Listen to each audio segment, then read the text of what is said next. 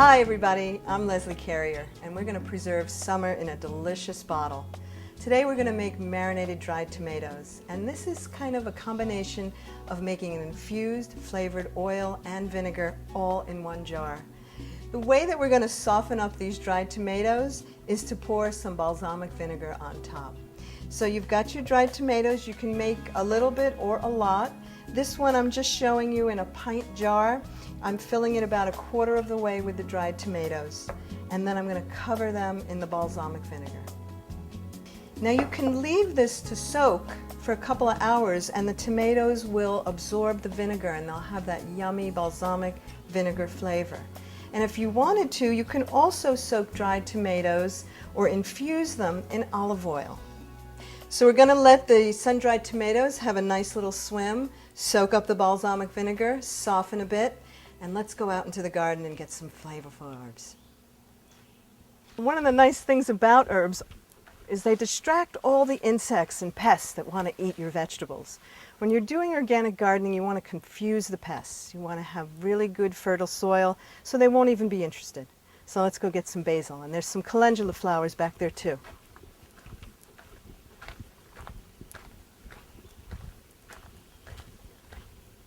So here we are by the basil, and basil loves tomatoes, and I love tomatoes with basil. And it's also an excellent way when you're doing organic gardening to not have, everything the same vegetable.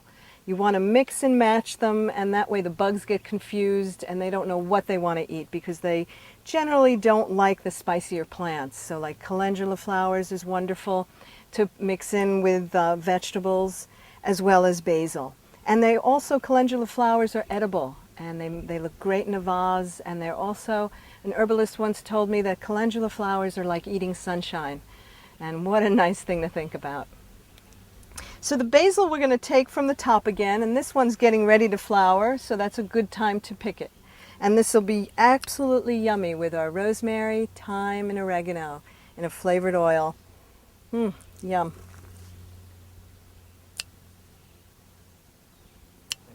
So here's some fennel, which is also fabulous in our Italian marinade, and some summer savory, which also is kind of like a stronger flavor to thyme. This one's flowering and also would be super. Again, you can make a whole oil or a vinegar just of one herb. You could do it all of fennel. In the past, I've done fennel with calendula, which has been really nice. And I've also done just plain summer savory, which is really nice, or savory with tarragon, another nice combination. So again, there are no wrong combinations.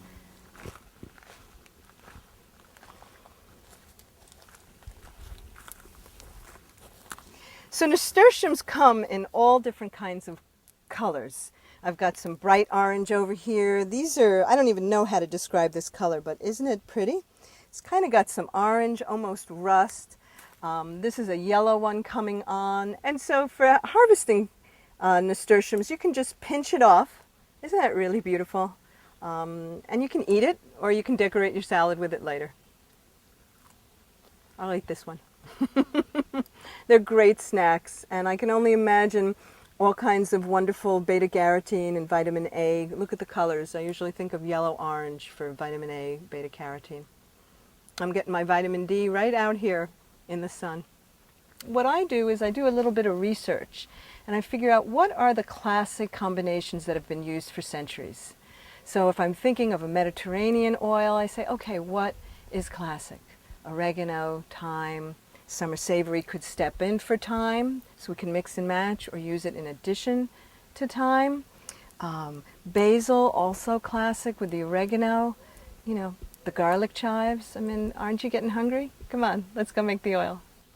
Now we're going to take our herbs, and I'll show you how quick and easy it is to just make your own marinated dried tomatoes. You just pull the rosemary, and it comes right off the stem pretty easily. If you really want to chop it up, you can, but trust me, the essence of rosemary is just going to seep right into the vinegar. Same thing, you take a little bit of each herb, or you can finish all the rosemary, but we're making kind of a layered. Here's the thyme with its flowers, a little bit of basil, gorgeous basil. Again, you can rip it with your fingers, you can chop it, you can use a scissors if you like, you can leave the leaves whole if you like. it all works because these are going to just marinate and they're going to give their flavor and they're going to be in here. The other thing about making these marinated dried tomatoes is I keep them all year round. So sometimes what happens to the herbs is they get really dark from sitting in there, and then I fish them out as well and put them on pizzas, and they just give so much flavor. Okay, so we can pour in the olive oil now. Or if you have some flavored oil already made, like maybe you have some garlic scape oil, you could add that right in as well. Again, leaving about an inch of headspace. Usually for most jars, that means where the ring would go around it. And that's it. So how do you know like what herbs to mix and match? I mean, is it really rocket science? Well, one way to know is you could get a copy of Going Wild in the Kitchen and look at the tried and true combinations. And you can also use your sense of smell. Engaging your senses is the best way to cook and the best way to create combinations. And also experience. I've been making these marinated dried tomatoes for probably 20 years. And I just know that it doesn't really matter like how much basil I put into thyme and oregano because they all work really well together.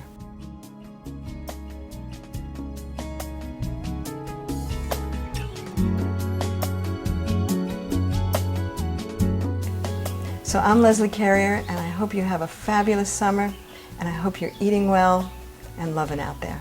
Thank you so much for watching.